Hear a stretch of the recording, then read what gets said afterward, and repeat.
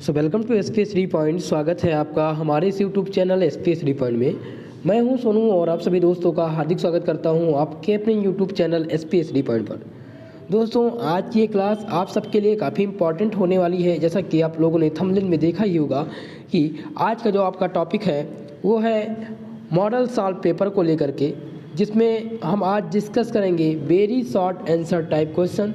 यानी कि जो आज क्वेश्चन की श्रृंखला होगी वो कुल मिला के आपके पूरे फंडामेंटल्स ऑफ केमिस्ट्री के total 50 question very short answer type question के मैंने चूज किया है, जो आपके एग्ज़ाम में काफ़ी मददगार साबित होंगे। और अगर आप इन 50 क्वेश्चन को आप यानी 50 क्वेश्चन को तैयार कर लेते हैं तो आपका जो वेरी शॉर्ट आंसर टाइप है, यानी कि 10 क्वेश्चन जो वेरी शॉर्ट आंसर टाइप में पूछा जाना है, यानी कि कुल मिला के 20 नंबर का प्रश्न आपके very short answer type question से 20 नंबर का प्रश्न आपसे पूछा जाएगा, जिसमें क्वेश्चन की संख्या रहेगी 10 क्वेश्चन आपके एग्ज़ाम में आएंगे और 2 नंबर का प्रत्येक क्वेश्चन होगा। उनके लिए आज मैंने तैयार किया है 50 important question very short answer type question, जो आपके एग्ज़ाम में काफ़ी मददगार होंगे। ठीक है दोस्तों, यानी कि इतनी बात आपके समझ में आ गई। चलिए अब बात कर लेते हैं कि ये जो क्लास संचालित हो रही है वो न्यू एजुकेशन पॉलिसी के दौरान जो आपका सिलेबस चेंज हुआ है, यानी सेमेस्टर वाइज प्रणाली के आधार पर ये क्लास संचालित की जा रही है। मेरे प्यारे मित्रों, क्लास स्टार्ट करने से पहले आप सबसे निवेदन है, प्लीज़ एक बार वीडियो को लाइक कर दीजिए और अगर आप चैनल पर नए आए हैं तो प्लीज़ चैनल को सब्सक्राइब ज़रूर करिएगा, क्योंकि आपको क्लास का नोटिफिकेशन प्राप्त होता रहे। जो लाइव क्लास होती है आपकी रोज़ रात केमिस्ट्री की 8 बजे क्लास होती है और आप नोटिफिकेशन बेल को प्रेस करेंगे तो आपको क्लास का नोटिफिकेशन प्राप्त होता रहेगा। मेरे प्यारे दोस्तों, चलिए स्टार्ट करते हैं आज की क्लास और सॉल्व करते हैं आज के कुछ इम्पॉर्टेंट प्रश्नों को। चलिए, ये आपकी क्लास जो थी वो नई शिक्षा नीति के तहत नया सिलेबस के अकॉर्डिंग था, जिसमें हम सेमेस्टर वाइज पैटर्न की बात कर रहे थे और हम प्रिपेयर हो रहे हैं फर्स्ट सेमेस्टर के लिए। जैसा कि आपके फर्स्ट सेमेस्टर का जो एग्ज़ाम होने वाला है वो जनवरी तक होना है और कुछ यूनिवर्सिटी ने अपना एग्ज़ाम स्टार्ट भी कर दिया है। तो अगर आप लोग का भी एग्ज़ाम नज़दीक है तो आज इस वीडियो को पूरा देखिएगा। और मैंने आज इस क्वेश्चन पेपर में जितने भी क्वेश्चन को मैंने चुना है उनको आप अच्छे से तैयार करिएगा। और मैंने मॉडल पेपर जो आपको प्रोवाइड कराया था, केमिस्ट्री का जो मॉडल पेपर आपको दिया गया है, अगर आप लोगों ने देखा है तो सही है, नहीं तो आप चैनल पेज पर जा कर के केमिस्ट्री का जो मॉडल पेपर दिया गया है, 2 मॉडल पेपर, आप लोग उसको तैयार कर लीजिए। मॉडल पेपर आप लोग तैयार कर लीजिएगा और सॉल्व पेपर भी हमने दे दिया है। इसका PDF आपको टेलीग्राम चैनल पर प्रोवाइड हो जाएगा, जिसका लिंक आपको डिस्क्रिप्शन बॉक्स में दिया गया है। ठीक है मेरे प्यारे दोस्तों, आपकी क्लास की टाइमिंग जो है केमिस्ट्री की रोज़ रात 8 बजे होती है, फिजिक्स की क्लास 9 बजे और सुबह 6 बजे आपकी बॉटनी की क्लास चलती है। जूलॉजी की क्लास का टाइमिंग जो है वो अभी हम डिस्कस नहीं करेंगे और आशा है कि हम बॉटनी के क्लास में ही आपको जूलॉजी का भी क्लास संचालित करेंगे। ठीक है मेरे प्यारे मित्रों, चलिए अब चलते हैं क्लास की तरफ और आज की क्लास स्टार्ट करते हैं। देखिए, आज की इस क्लास में हम डिस्कस करेंगे केमिस्ट्री के न्यू मॉडल सॉल्व पेपर पर, जिसमें आज हम वेरी शॉर्ट आंसर टाइप का डिस्कशन करेंगे। वेरी शॉर्ट आंसर टाइप का डिस्कशन करेंगे, यानी कि मोस्ट इम्पॉर्टेंट क्वेश्चन है ये 2022 के एग्ज़ाम के लिए और इन प्रश्नों को आप लोग सभी लोग तैयार करिएगा। ठीक है, इसका सॉल्यूशन, अधिकांश प्रश्न का सॉल्यूशन हमने आप लोग को दे दिया गया है। अधिकांश प्रश्न का सॉल्यूशन मैंने आपको दे दिया है। इसका सॉल्यूशन आपको अगली क्लास में प्राप्त हो जाएगा, साथ ही साथ आपको PDF भी प्राप्त हो जाएगा। आप लोग उन PDF से तैयार करेंगे। ठीक है, आज का मॉडल पेपर आप लोग देखिए। क्वेश्चन नंबर 1 पूछा गया है, H2O is a liquid. H2O यानी पानी is a liquid but H2S is a gas. देखिए, पानी जो है वो लिक्विड है लेकिन H2S जो है वो गैस है। इसका एक्सप्लेन करना है, आपको बताना है कि इसका कारण क्या है। ठीक है, जो आपका अगला क्वेश्चन है, देखिए मैं आपको ये नहीं बता रहा हूँ कि ये प्रश्न बहुत इंपॉर्टेंट है, ये प्रश्न बहुत ज़्यादा इंपॉर्टेंट है। देखिए, आज की इस श्रृंखला में 45 क्वेश्चनों को हमने चूज किया है आपके पूरे फंडामेंटल्स ऑफ केमिस्ट्री का।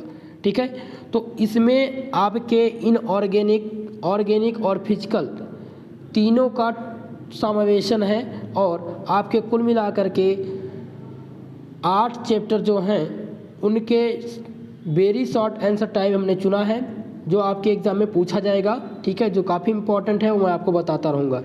दूसरा नंबर प्रश्न पूछा गया है, which compound is more covalent and why FeCl2 और FeCl, यानी कि इसमें कौन सा कंपाउंड जो है वो कोवैलेंट मतलब सहसंयोजक, संयोजक यानी कौन सा सहसंयोजक है, आपको बताना है कि इनमें से कौन सा कंपाउंड जो है वो ज़्यादा सहसंयोजक है, कोवैलेंट बॉन्ड बनाता है, आपको बताना है FeCl2 और FeCl में। मेरे प्यारे मित्रों, आप लोग इन क्वेश्चनों का तैयार करिए। अगर आपके पास सीरीज़ है या आपके पास बुक है तो आप उसका सलूशन वहाँ से ढूंढ करके आज से ही जुट जाइए।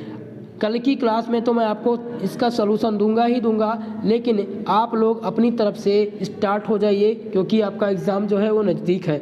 ठीक है मेरे प्यारे मित्रों, ऐसे ही मैं आपको कल की क्लास में सबसे पहले मैं आपको क्वेश्चन दे देता हूं, उसके बाद मैं आंसर आप लोगों को कराऊंगा, क्योंकि आंसर आप लोग अगर आपके पास बुक है तो आप आंसर वहां से भी ढूंढ सकते हैं। ठीक है मेरे प्यारे मित्रों, तो आपको इंपॉर्टेंट बता देता हूं और कल की क्लास में इसका सलूशन मैं ज़रूर करा दूंगा। ठीक है, चलिए क्वेश्चन नंबर 3 की बात करते हैं। पूछा गया है explain the intramolecular hydrogen bonding, मतलब कि ये पूछा गया है, ये पूछ रहा है आपसे कि इंट्रामॉलिक्यूलर हाइड्रोजन बॉन्डिंग की व्याख्या करें। पूछा गया है इंट्रामॉलिक्यूलर हाइड्रोजन बॉन्डिंग की व्याख्या कीजिए। ठीक है मेरे प्यारे दोस्तों, अगली बात करते हैं। देखिए जो आपका चौथा प्रश्न है, वो पूछा क्या गया है, वो पूछा गया है H2O molecule has high dipole moment. देखिए जो पानी है यानी कि वाटर मॉलिक्यूल के पास हाई डाइपोल मोमेंट होता है, यानी कि जो H2O अणु है उसका द्विध्रुव आघूर्ण उच्च होता है। इसका क्या कारण है? पानी का जो डाइपोल मोमेंट होता है वो अधिक होता है, इसका क्या कारण है? भैया मैंने डाइपोल मोमेंट पर भी वीडियो बना दिया है, क्लास में आपको डाइपोल मोमेंट भी बता दिया है। दूसरी बात, ठीक है, तो ये आप लोग वहाँ से देखकर कंप्लीट कर लीजिएगा। 5 नंबर प्रश्न की बात करते हैं। पूछा गया डिफाइन रिजोनेंस एनर्जी, अनुनाद ऊर्जा को परिभाषित कीजिए। मेरे प्यारे मित्रों, मेरे दोस्तों, मैंने ये आप लोग को पहले ही क्लास में बता दिया था रिजोनेंस क्या है, यानी अनुनाद क्या है और अनुनाद ऊर्जा क्या है, इस पर मैंने विस्तृत चर्चा कर ली थी। मेरे प्यारे मित्रों, तो आप लोग वहाँ से कंप्लीट करिए। चलिए अगली क्वेश्चन की बात करते हैं। 6 नंबर प्रश्न पूछा गया है। 6 नंबर प्रश्न क्या है कि HF has high boiling point. देखिए हाइड्रोजन फ्लोराइड के पास बताया गया है कि हाइड्रोजन फ्लोराइड के पास अधिक बॉइलिंग पॉइंट है किसके अपेक्षा? HCl के अपेक्षा, यानी कि hydrogen fluoride has higher boiling point. Hydrogen fluoride के पास अधिक जो है यानी कि बॉइलिंग पॉइंट है किसकी अपेक्षा? HCl की अपेक्षा। इसका क्या कारण है? इसका कारण क्या है ये आपको बताना है। ठीक है, तो मैं ये आपको सलूशन कराऊंगा, फिर आपको समझ में आ जाएगा। ठीक है, और अब बात करते हैं पोलर और नॉन पोलर सॉल्वेंट के बारे में।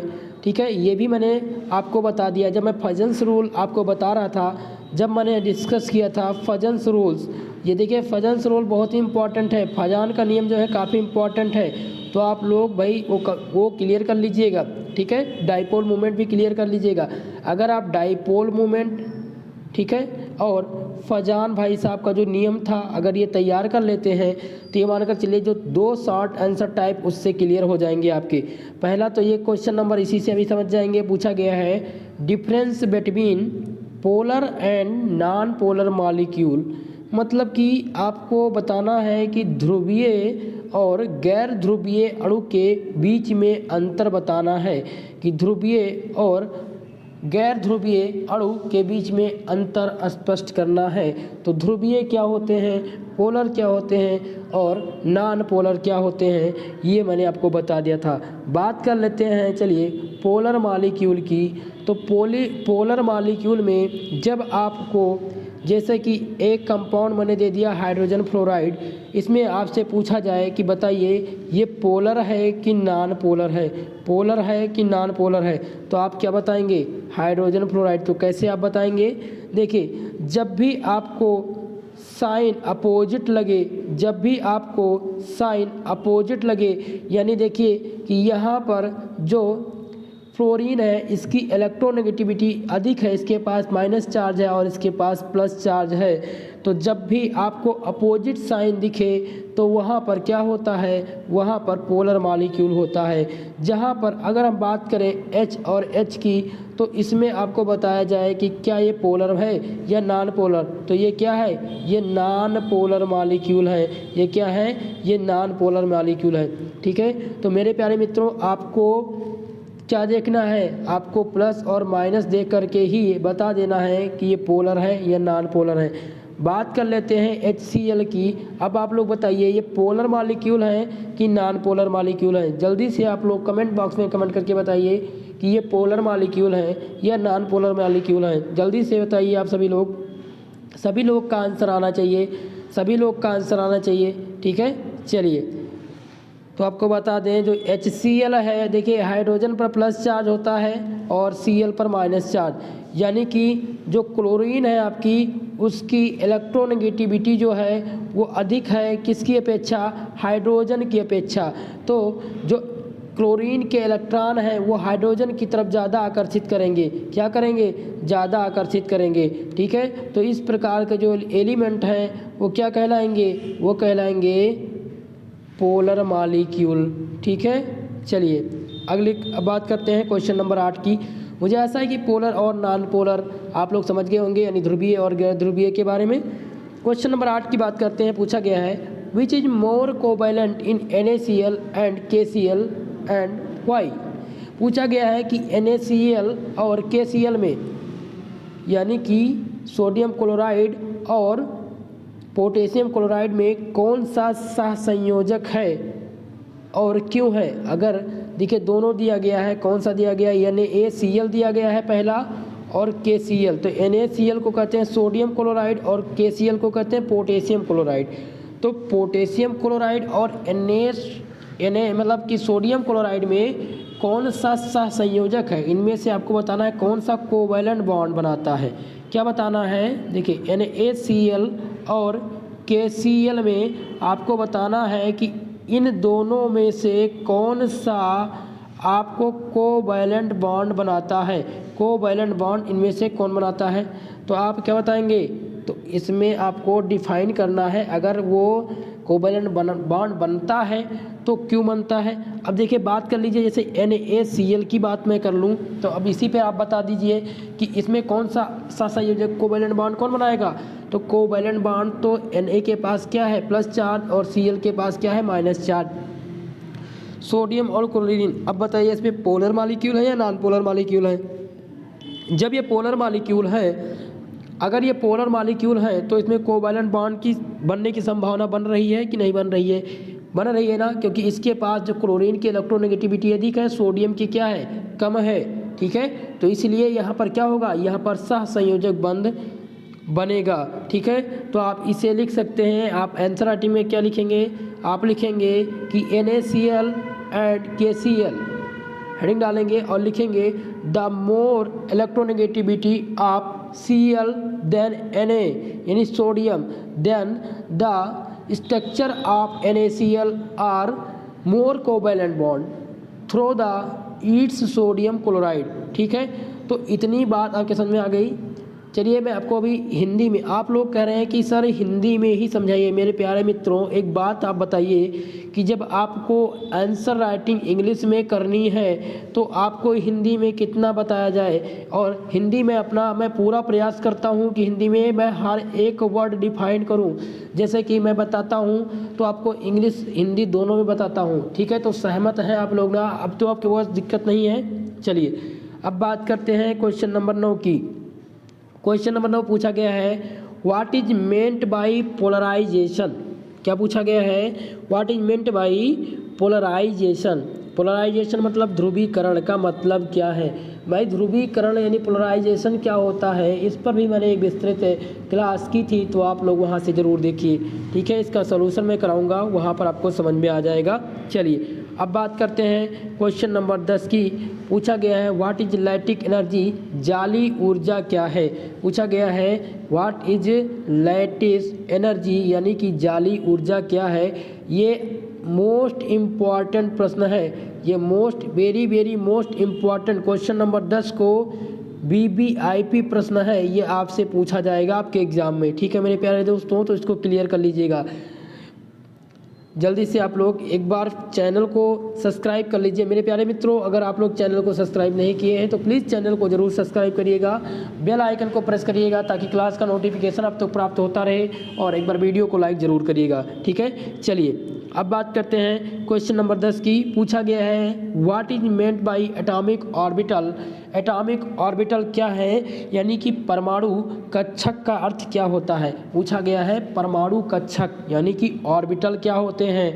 तो अगर हम एटॉमिक ऑर्बिटल पूछा जाए तो परमाणु कक्षक, तो परमाणु कक्षक क्या है, जहाँ पर इलेक्ट्रॉन, प्रोटॉन और न्यूट्रॉन पाए जाते हैं। अगर सिंपल भाषा में आपको बताना हो तो आप बताएंगे कि जहाँ पर इलेक्ट्रॉन, प्रोटॉन और न्यूट्रॉन न्यूक्लियस में पाए जाते हैं, न्यूक्लियस में क्या करते हैं, पाए जाते हैं, वहाँ पर एटॉमिक ऑर्बिटल होता है, एटॉमिक ऑर्बिटल होता है। ठीक है, तो इतनी बात नोट कर लिए हैं। चलिए अब बात करते हैं क्वेश्चन नंबर 12 की, जो मैंने आप लोग को कल की क्लास पे डिस्कस किया था। जब मैं आपको पढ़ा रहा था कल की क्लास में, तो मैंने बताया था कि सिग्मा और पाई बॉन्ड यानी कि जब बैलेंस बॉन्ड थ्योरी का डिस्कशन कल की क्लास में हो रहा था, तो मैंने बताया था कि कब सिग्मा बॉन्ड बनता है और कब पाई बॉन्ड बनता है। तो आप जल्दी से बताइए कि सिग्मा बॉन्ड कब बनता है। अगर दिया जाए सिंगल बॉन्ड, डबल बॉन्ड और ट्रिपल बॉन्ड, तो इसमें सिग्मा बॉन्ड कब बनेगा, डबल बॉन्ड जब रहेगा तब, यानी कि जब सिंगल बॉन्ड होगा तो वहाँ पर सिग्मा बॉन्ड होगा, और जहाँ पर डबल बॉन्ड होगा वहाँ पर पाई बॉन्ड होगा, और जहाँ पर ट्रिपल बॉन्ड होगा वहाँ पर दो बॉन्ड जो होंगे वो एक बॉन्ड जो होगा वो पाई होगा और एक होगा सिग्मा होगा।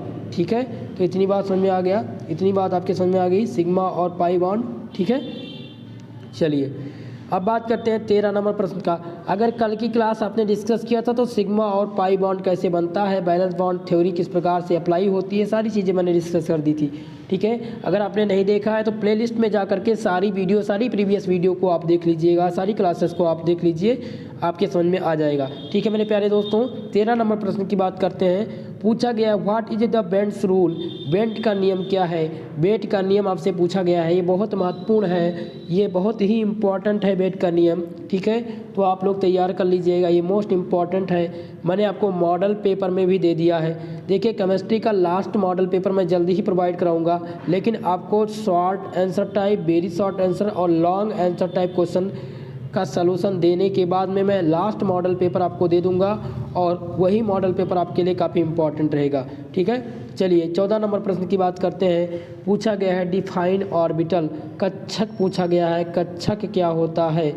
तो कक्षक आपको बता दें, जहाँ पर इलेक्ट्रॉन पाए जाने की संभावना होती है, जैसे इन्हें हम कहते हैं कक्षक, ये S है और ये P है, तो इसे क्या कहते हैं, कक्षक। जहाँ पर इलेक्ट्रॉन पाए जाने की संभावना व्यक्त हो वो क्या है, वो कक्षक होता है। कक्षक क्या है समझ गए आप लोग, कि जहाँ पर इलेक्ट्रॉन की प्रोबेबिलिटी सबसे अधिक हो और वहाँ पर इलेक्ट्रॉन पाए कहाँ जाते हैं, कक्षक में पाए जाते हैं। तो कक्षक क्या है, कक्षक कितने प्रकार के होते हैं, S, P, D और F। ठीक है, तो S कक्षक में कितने, 1 होगा, P में कितना, 3 होगा, D में कितना, 5 होगा। ठीक है, और 7 F की बात किया जाए तो F में कितने कक्षक होंगे, 7 कक्षक होंगे। ठीक है, तो इतनी बात ध्यान में आ गई। Question number 14। अब बात करते हैं अगले प्रश्न की। 15 नंबर प्रश्न है, पूछा गया है आपसे कि water molecule has angular structure explain. देखिए पानी के अणु में कोणीय संरचना होती है, उसको बताना है। देखिए पानी के जो मॉलिक्यूल हैं उसमें एंगुलर स्ट्रक्चर होता है, बताना है कि कोणीय संरचना क्या होती है। तो इस पर मैंने क्लास नहीं किया था, यानी क्लास में मैंने डिस्कस नहीं किया है, तो इसका मैं सॉल्यूशन आप लोग को करा दूंगा। ठीक है, थोड़ा सा लॉन्ग टर्म है, आपको बता दूंगा। अगला प्रश्न है जो 16 नंबर प्रश्न है। देखिए ये प्रश्न मैंने आप लोग को करा दिया है। 16 नंबर पूछा गया है, what is n+l rule. n+l rule क्या है? n+l रूल क्या है, यानी कि n+l नियम क्या है? जल्दी से आप लोग बताइए कि n+l रूल की सहायता से हम क्या चीज़ फाइंड करते हैं। जल्दी से सभी लोग बताएंगे कि n+l नियम के से हम क्या फाइंड करते हैं। जल्दी से आप बताइए। हम ये फाइंड करते हैं कि कौन से कक्षक की जो ऊर्जा होगी, जो ऊर्जा है वो अधिक है या किसकी ज़्यादा है। और ये क्यों करते हैं? क्योंकि जो इलेक्ट्रॉन का फिलिंग क्रम है ऑर्बिटल में, वो इंक्रीजिंग ऑर्डर में होता है।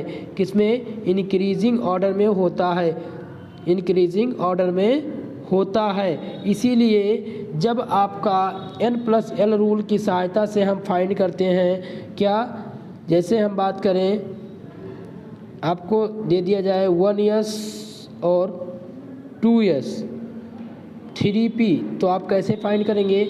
मैंने आपको l का मान बताया था s, p, d और f के लिए, तो आप लोग वो वीडियो ज़रूर देखिएगा। ठीक है, वहाँ से आप लोग को समझ में आ जाएगा। तो पूर्णतः n+l रूल किस पर है, वो क्या है, ये किस पर आधारित है? n+l रूल किस पर आधारित है? जल्दी से बताइए आप लोग। ये पूर्णतः आप बाउ प्रिंसिपल पर आधारित है। किस पर? आप बाउ प्रिंसिपल पर आधारित है। और इसकी मदद से हम फाइंड करते हैं कि किस ऑर्बिटल की एनर्जी सबसे ज़्यादा है और कौन सा परमाणु किस कक्षक में जाएगा। ठीक है, इतनी बात समझ में आ गई। चलिए अब क्वेश्चन नंबर 17 की बात करते हैं। क्वेश्चन नंबर 17 पूछा गया है, the electronic configuration of chromium and copper do not obey Aufbau principle explain. देखिए पूछा गया ये है कि क्रोमियम का इलेक्ट्रॉनिक विन्यास और तांबा आपबाऊ का पालन नहीं करता। देखिए ये बताया गया है, क्वेश्चन नंबर 17 में बताया गया है कि क्रोमियम का जो इलेक्ट्रॉनिक विन्यास होता है और तांबा का जो इलेक्ट्रॉनिक विन्यास होता है वो आपबाऊ के सिद्धांत का पालन नहीं करता है। देखिए आपबाऊ जो सिद्धांत है वो इलेक्ट्रॉन को भरने की क्रम, यानी कि इलेक्ट्रॉन को क्रम से कक्षक में भरने की प्रक्रिया आपबाऊ सिद्धांत के द्वारा प्रदर्शित की जाती है। तो ये बताता है कि क्रोमियम और तांबा ये दोनों आपबाऊ के सिद्धांत का पालन नहीं करते हैं। इसका क्या कारण है, इसका क्या कारण है? ठीक है, तो आपको ये बताना है। क्वेश्चन नंबर 17 में इसका सलूशन कल कराऊंगा और आपको बता दूंगा कि आखिर में क्यों नहीं करता है। आपबाऊ प्रिंसिपल अगर आप तैयार कर लेंगे तो इसका आंसर पता हो जाएगा आपको। ठीक है, वो मैंने अगली क्लास में बता दिया है। आप लोग क्लास को ध्यान से पढ़िएगा, एक बार रिविजन कर लीजिएगा सभी क्लास को। क्वेश्चन नंबर 18 की बात करते हैं। पूछा गया, define the ionic radii with example, यानी कि आयनिक त्रिज्या को उदाहरण सहित परिभाषित कीजिए। आयनिक त्रिज्या क्या होती है, एग्जाम्पल सहित बताइए। ठीक है मेरे प्यारे दोस्तों, अब बात करते हैं क्वेश्चन नंबर 19 की। पूछा गया, what is the nuclear charge, प्रभावी नाभिकीय आवेश किसे कहते हैं? प्रभावी नाभिकीय आवेश किसे कहते हैं? ये दोनों क्वेश्चन बहुत ही महत्वपूर्ण हैं और आपके एग्जाम में पूछे जाने की इस बार संभावना भी व्यक्त होती है। हो सकता है क्वेश्चन नंबर 19 इस बार एग्जाम में आपके पूछा जाए, तो इन प्रश्नों को आप तैयार कर लीजिएगा मेरे प्यारे मित्रों। चलिए अब बात करते हैं अगले क्वेश्चन की। 20 नंबर प्रश्न है। पूछा गया है, why are electron affinity noble gases is zero. पूछा गया है ये कि उत्कृष्ट गैस तत्वों की इलेक्ट्रॉन बंधुता शून्य होती है, इसका क्या कारण है? उत्कृष्ट गैसों की तत्वों की इलेक्ट्रॉन जो बंधुता होती है वो क्या होती है? शून्य होती है, इसका कारण स्पष्ट कीजिए। ठीक है, चलिए अब हम बात करते हैं क्वेश्चन नंबर 21 की। क्वेश्चन नंबर 21 में पूछा गया है आपसे कि धनायन परमाणु जो होता है वो छोटा होता है, व्याख्या करिए। यानी cation is smaller than atom, जो कैटायन है वो परमाणु से छोटा होता है, इसका क्या कारण है? यानी कि धनायन जो है वो परमाणु से छोटा होता है, इसका कारण क्या है? इसका कारण क्या है आपको एक्सप्लेन करना है। ठीक है, तो आप ये क्वेश्चन कंप्लीट कर लीजिएगा, आपको मॉडल साल पेपर में ये क्वेश्चन मिल जाएगा। ठीक है, चलिए अगले क्वेश्चन की बात करते हैं, क्वेश्चन नंबर 22 की। अगर आपका कोई डाउट है तो प्लीज़ कमेंट बॉक्स में कमेंट करके ज़रूर पूछिए, आपके आंसर यानी आपके क्वेश्चन का आंसर देने का प्रयास किया जाएगा। ठीक है, चलिए क्वेश्चन नंबर 22 की बात करते हैं। पूछा गया है define the van der Waals radius. Van der Waals त्रिज्या क्या है आपको बतानी है कि वंडरवाल त्रिज्या क्या होती है। ठीक है, इतनी बातों का ध्यान रखेंगे जब भी वंडरवाल इक्वेशन, देखिए वंडरवाल क्या होता है, कितने प्रकार के वंडरवाल्स के रेडियस यानी त्रिज्या के बारे में मैंने बता दिया था। तो वंडरवाल क्या है इस पर भी मैंने एक विस्तृत क्लास बता दिया है, तो आप लोग वहाँ से क्लास को देख लीजिएगा। ठीक है, आपको समझ में आ जाएगा वंडरवाल्स के बारे में। ठीक है, अब बात करते हैं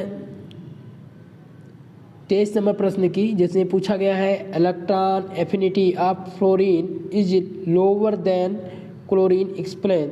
देखिए 23 नंबर प्रश्न पूछा गया है कि इलेक्ट्रॉन एफिनिटी जो होती है of chlorine is lower than of chlorine explain.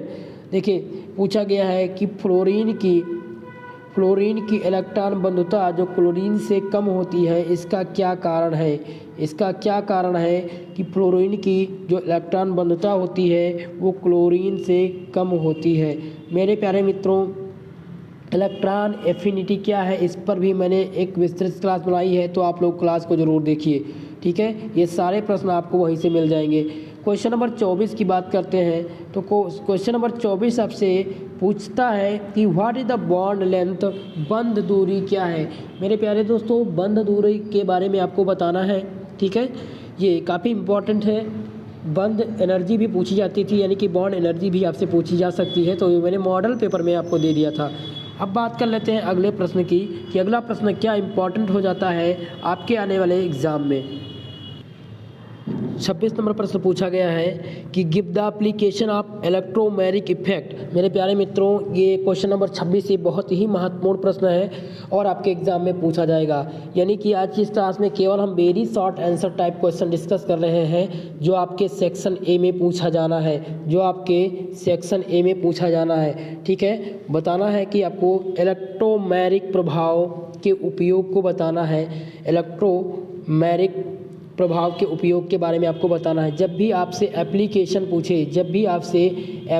पूछे तब आपको पता तुरंत लग जाना चाहिए कि ये हमसे उसके उपयोग के बारे में पूछ रहा है, उसके उपयोग के बारे में पूछ रहा है। ठीक है, चलिए क्वेश्चन नंबर 27 पर ध्यान देते हैं। क्वेश्चन नंबर 27 पूछा गया है होमोलिटिक फिशन। होमोलिटिक विदलन क्या है। हिंदी में होमोलिटिक फिशन को कहते हैं होमोलिटिक विदलन। तो होमोलिटिक विदलन क्या है ये मैंने आपको साल पे पेपर में बता दिया है, तो आप लोग वहाँ से क्लियर कर लीजिएगा और जल्दी ही इस पर क्लास होगी तो आप लोगों का क्लियर हो जाएगा वहाँ से। ठीक है, कल की क्लास में जब हम सॉल्यूशन आप लोगों का कराएंगे तो आप क्लियर कर लीजिएगा, वहाँ से आपका कंप्लीट हो जाएगा। क्वेश्चन नंबर 28 की बात करते हैं। पूछा गया था describe the electrophilic reagents. Describe the electrophilic reagents. Electrophilic अभिकर्मक क्या है आपको बताना है। इलेक्ट्रोफिलिक अभिकर्मक के बारे में आपको बताना है क्वेश्चन नंबर 28 में। ठीक है मेरे प्यारे मित्रों, चलिए अब बात करते हैं अगले प्रश्न की। जो क्वेश्चन नंबर 29 है वो काफ़ी इम्पॉर्टेंट है आपके लिए और आपके एग्ज़ाम में इस बार पूछा जाना है। तो हम बात करते हैं what is the arenes of benzene. What is arenes और बेंजाइन, यानी एराइन या बेंजाइन से आप क्या समझते हैं आपको बताना है।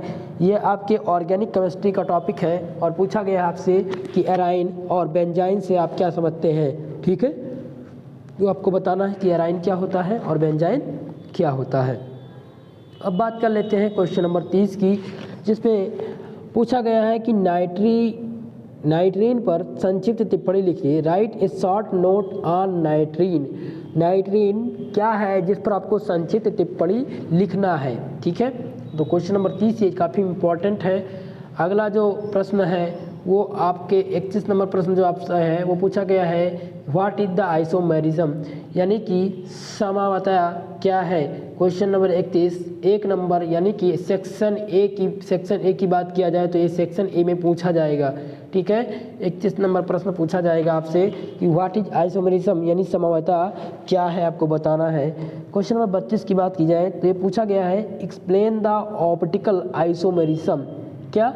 एक्सप्लेन द ऑप्टिकल आइसोमेरिज्म यानी प्रकाशित समवर्तता क्या है, आपको बताना है कि प्रकाशित समवर्तता क्या होती है मेरे प्यारे मित्रों। अब आप बात कर लेते हैं क्वेश्चन नंबर 33 की। क्वेश्चन नंबर 33 पूछा गया है जो बहुत इंपॉर्टेंट है और इस बार आपके एग्जाम में आना तय है। इसको very very most important question मान करके इसको क्लियर कर लीजिएगा। 33 नंबर प्रश्न है what are the meso compound, meso यौगिक क्या है। देखिए दोस्तों, ये जो क्लास है ये आप सबकी रिक्वायरमेंट पर मैंने बनाई है, जिसमें आप लोगों ने कहा था सर हमें शॉर्ट आंसर टाइप क्वेश्चन का डिस्कशन करा दीजिए, total short answer type question और वेरी लॉन्ग क्वेश्चन के बारे में, यानी कि लघु उत्तरीय, अति लघु उत्तरीय और दीर्घ उत्तरीय प्रश्नों की श्रृंखला लेकर के आइए जिसमें आप केवल क्वेश्चन आंसर का डिस्कशन करा दीजिए। तो आज हमने केवल क्वेश्चन को चुना है, कल इसका मैं सॉल्व पेपर दे दूंगा। ठीक है मेरे प्यारे मित्रों, अगर मैं इसका सॉल्व पेपर अभी बताऊं तो आपके समझ में नहीं आएगा। ठीक है, तो आप क्वेश्चन से एक बार अवगत हो जाइए और इनमें से अधिकांश प्रश्न जिसका आंसर आपको पता है वो आप एक बार रिविजन जरूर करिएगा क्लास के बाद। ठीक है मेरे प्यारे मित्रों, चलिए बात करते हैं 34 नंबर प्रश्न की। पूछा गया है write Newman projection formula. Newman projection सूत्र क्या होता है आपको बताना है, जो काफ़ी इम्पोर्टेंट है, आ सकता है आपके एग्ज़ाम में और कई बार अवध यूनिवर्सिटी में पूछा भी गया है, कई बार अवध यूनिवर्सिटी में पूछा भी गया है। ठीक है, तो आप ये कंप्लीट जरूर कर लीजिए क्वेश्चन नंबर 33 के बारे में। ये आपका स्टीरियो केमिस्ट्री का टॉपिक है और वहाँ से ये प्रश्न उठते हैं, ये प्रश्न बनते हैं। ठीक है, इसी प्रकार के प्रश्न आपके एग्जाम में स्टीरियो केमिस्ट्री चैप्टर जो है आपका वहाँ से पूछा जाएगा। अब बात कर लेते हैं 35 नंबर प्रश्न का, जिसमें पूछा गया है write a short note on the Walden inversion. Walden प्रतिलोम पर संक्षिप्त टिप्पणी आपको बतानी है। वेल्डन प्रतिलोम क्या होता है जिस पर संक्षिप्त टिप्पणी आपको लिखनी है। ठीक है मेरे प्यारे मित्रों, तो आप लोग वेल्डन इन्वर्सन के बारे में मैंने मॉडल साल पेपर आपको जब करवाया था तो वहाँ पर ये क्वेश्चन मैंने आंसर किया था, तो आप मॉडल साल पेपर का क्लास फिर से एक बार रिवीजन कर लीजिए। ठीक है मेरे प्यारे दोस्तों, वहाँ से आपको ये सारी चीज़ें का रिवीजन हो जाएगा, इन अधिकांश प्रश्न आपको वहाँ से मिल जाएंगे। 37 नंबर प्रश्न की बात करते हैं। 36 नंबर प्रश्न पूछता है कि what is the function of control unit of a computer. ये आपके बेसिक कंप्यूटर सिस्टम से पूछा गया है। पूछा गया है कि what is the function of control unit. Control unit का फंक्शन क्या है कंप्यूटर में आपको बताना है। ठीक है, चलिए अगला प्रश्न बात करते हैं। अगला प्रश्न पूछा गया है what are the binary number system. मेरे प्यारे मित्रों, बाइनरी नंबर सिस्टम बहुत ही महत्वपूर्ण है और आपसे पूछा जाने वाला है। बाइनरी नंबर कैसे हम फाइंड करें, बाइनरी नंबर कैसे हम फाइंड करें, इस पर कल में तो हम आपको पहले इसका सॉल्यूशन करा देंगे। ठीक है, उसके बाद में जो अगली क्लास आपकी केमिस्ट्री की होगी उसमें मैं आपको बेसिक कंप्यूटर सिस्टम के कुछ महत्वपूर्ण टॉपिक का डिस्कशन कराएंगे जो आपके एग्ज़ाम में पूछे जाने की पूरी संभावना है। जैसे कि आपको बताएंगे कि बाइनरी नंबर किस प्रकार से हम फाइंड करते हैं, बाइनरी नंबर किस प्रकार से हम निकालते हैं, इसके बारे में हम डिस्कस करेंगे। ठीक है, तो आप लोग चैनल से ज़रूर जुड़िएगा, चैनल को सब्सक्राइब जरूर करिएगा मेरे प्यारे दोस्तों। चलिए अब बात करते हैं 38 नंबर प्रश्न की, जिससे पूछा गया है explain the secondary storage device. आपको बताना है कि कंप्यूटर में जो सेकेंडरी स्टोरेज डिवाइस होती है, सेकेंडरी स्टोरेज डिवाइस होती है वो क्या है, उसके बारे में आपको बताना है। जैसा कि 39 नंबर प्रश्न की बात किया जाए तो आपसे पूछा गया है द कन्वर्ट 537/8 बाइनरी इक्विवेलेंट।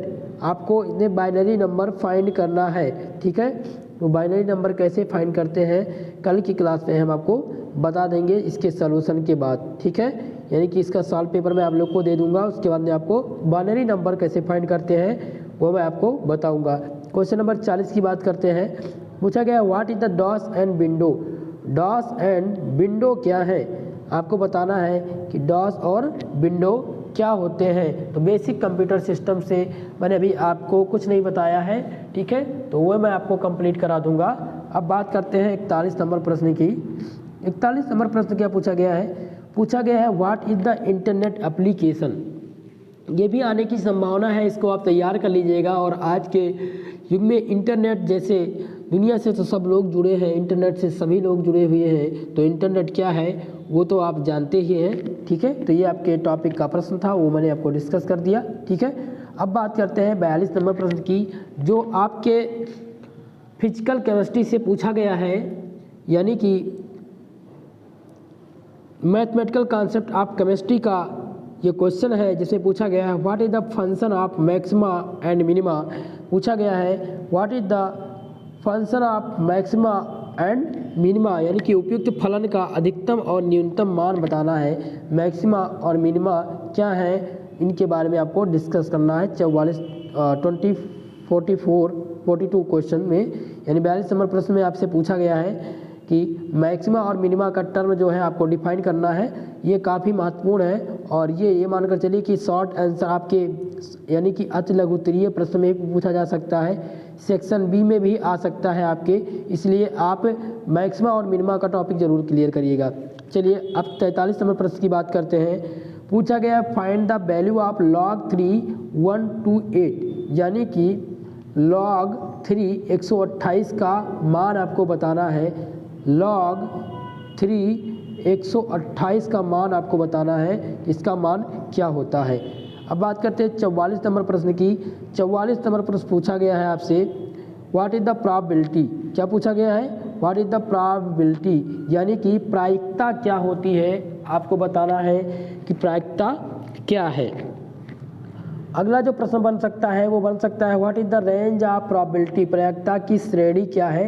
ये दोनों क्वेश्चन आपसे पूछा जा सकता है आपके आगामी एग्जाम 2022 में। ठीक है, आप चाहे जिस यूनिवर्सिटी से संबंध रखते हो, बस आपको देखना यह है कि क्या आपके यूनिवर्सिटी में न्यू एजुकेशन पॉलिसी जो है वो 2020 में जो आई थी वो आपके यूनिवर्सिटी में लागू हो गई है या नहीं। अगर आप में लागू हो गई है, अगर लागू हो गई है तो ये सिलेबस आपके लिए है, जो मैं आपको मॉडल पेपर दे रहा हूँ वो आप सभी के लिए है। ठीक है, तो आप लोग अच्छे से इस मॉडल पेपर को तैयार करिए, इस क्वेश्चन की सीरीज़ को तैयार करिए। यानी कि आज की इस क्लास में हमने कुल मिलाकर 45 वेरी शॉर्ट आंसर टाइप का डिस्कशन किया है, very short answer type question का डिस्कशन किया है, जिसमें हम लोगों ने सॉल्व किया अधिकांश प्रश्नों को हमने सॉल्व किया है, और ये आपके एग्ज़ाम में काफ़ी महत्वपूर्ण होंगे। आप सबकी रिक्वायरमेंट से मैंने ये क्लास स्टार्ट की है, और जल्द ही आपको कल की क्लास में तो मैं सबसे पहले इसका सलूशन आप लोग तक बताऊंगा और समझाऊंगा, और क्लास में ही आपको सारे क्वेश्चन का आंसर रटाना है। आपको क्लास में ही आपको तैयार करना है सारे क्वेश्चनों को। और दूसरी बात आपको ध्यान रखना है कि अगली जो क्लास होगी वो आपके लॉन्ग आंसर टाइप क्वेश्चन पर होगी, जिनमें आपके सेक्शन सी की बात होती है। सेक्शन सी में लॉन्ग आंसर टाइप क्वेश्चन पूछे जाते हैं, जिनमें से 2 प्रश्नों का उत्तर आपको करना होगा, और प्रत्येक क्वेश्चन के लिए आपको 10 नंबर मिलेंगे, यानी कुल मिला के 20 नंबर का आपका सेक्शन सी है। ठीक है, तो आप लोग क्लियर कर लीजिएगा। चलते चलते मैं आपको एक चीज़ बता देता हूँ। देखिए, जो आपका पेपर है वो कितने नंबर का आएगा वो क्लियर कर लीजिए। आपका पेपर जो आएगा वो 75 नंबर का आएगा, जिनमें से 25 नंबर जो आपके ऐड होंगे वो प्रैक्टिकल से ऐड होंगे, यानी कुल मिला के जो आपका पूर्णांक होगा वो 100 नंबर का होगा। ठीक है, केमिस्ट्री का आपका एक ही पेपर होना है, 100 नंबर का होना है, जिनमें से 25 नंबर आपका प्रैक्टिकल है, 75 नंबर आपकी थ्योरी है, और आपका जो प्रश्न पत्र होगा वो 3 सेक्शन में बटा होगा, ए, बी और सी। ठीक है, लघु उत्तरीय, अति लघु उत्तरीय और दीर्घ उत्तरीय प्रश्न। इतनी बात समझ में आ गई। दूसरी बात, जिन लोगों की यूनिवर्सिटी में अभी ऑब्जेक्टिव पैटर्न होना है, यानी कि MCQ पैटर्न पर आप उनका एग्ज़ाम होना है, उनके लिए मैं आपको मॉडल पेपर शाम 4 बजे प्रोवाइड करा दूंगा, हर सब्जेक्ट का, यानी कि केमिस्ट्री का और फिजिक्स का। ठीक है, तो आप लोग मॉडल पेपर वहाँ से कंप्लीट कर लीजिएगा। ये मानकर चलिए कि अधिकांश यूनिवर्सिटी ऐसी है, यानी कि मानकर चलेंगे आपकी 10% यूनिवर्सिटी ऐसी हैं जो अपना एग्ज़ाम जो है ओल्ड पैटर्न पर कराएंगी, यानी कि MCQ मोड में ही अपना पेपर करवाएंगी। जैसा कि पहले आपका जो एग्ज़ाम होता था वो MCQ मोड में होता था, लेकिन जो न्यू शिक्षा नीति आई, नया सिलेबस जो आपका लागू हुआ, उसमें ये चेंज होकर के रिटर्न पैटर्न फिर से लागू कर दिया गया। ठीक है, तो इन सभी बातों का ध्यान रखना है आपको। और अब अगली क्लास में इसका सलूशन होगा। ठीक है मेरे प्यारे मित्रों, मुझे आशा है कि आप लोग इतनी बातों से सहमत हो गए होंगे और कमेंट बॉक्स में क्लास के बारे में अपनी राय ज़रूर दें। ठीक है मेरे प्यारे दोस्तों, मिलते हैं अगली क्लास में, तब तक के लिए जय हिंद। चैनल को सब्सक्राइब जरूर करिएगा।